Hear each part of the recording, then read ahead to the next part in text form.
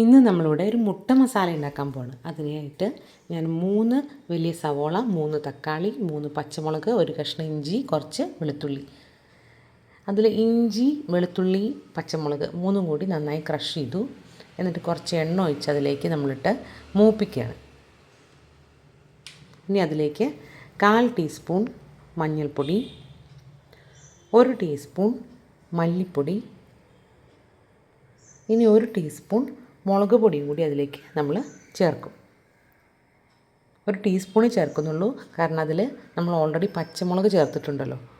കുറച്ച് എരിവുണ്ടാവും, അതൊരു ടേസ്റ്റ് അല്ലേ. ഇനി നന്നായി മൂപ്പിക്കാം.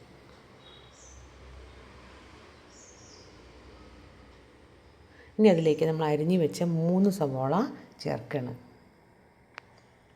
സവോള ചേർത്ത് കഴിഞ്ഞാൽ അതിലേക്ക് നമുക്ക് ഉപ്പ് ചേർക്കാം. ഉപ്പിട്ട് കഴിഞ്ഞാൽ പെട്ടെന്ന് തന്നെ സവാള വഴന്ന് കിട്ടും. ഇനി അരിഞ്ഞ് വെച്ചിട്ടുള്ള തക്കാളി ചേർക്കുകയാണ്. 3 വലിയ തക്കാളി അരിഞ്ഞ് ചേർക്കുന്നുണ്ട്. അപ്പോൾ തക്കാളിയുടെ പുളിരസം കൂടി ആകുമ്പോൾ നല്ല സ്വാദായിരിക്കും. ഇനി നമുക്കത് മൂടി വെച്ചിട്ടൊന്ന് വേവിക്കാം. ആ തക്കാളി ഉള്ളി ഒന്ന് വെന്ത് കിട്ടട്ടെ. ഇനി നമ്മൾ ഗരം മസാലപ്പൊടി ഇടാൻ പോവാണ്. 1/2 സ്പൂൺ ഗരം മസാലപ്പൊടി ഇട്ടിട്ടുണ്ട്. കുറച്ച് കുരുമുളക് പൊടി ഇടാം കേട്ടോ. ഇനി അത് വെള്ളം ഒഴിച്ചിട്ട് നമ്മൾ ആ മസാലകളൊക്കെ ഒന്ന് വേവാൻ വേണ്ടി കുറച്ച് ഒരു ഗ്ലാസ് വെള്ളം ഒഴിക്കുന്നുണ്ട്.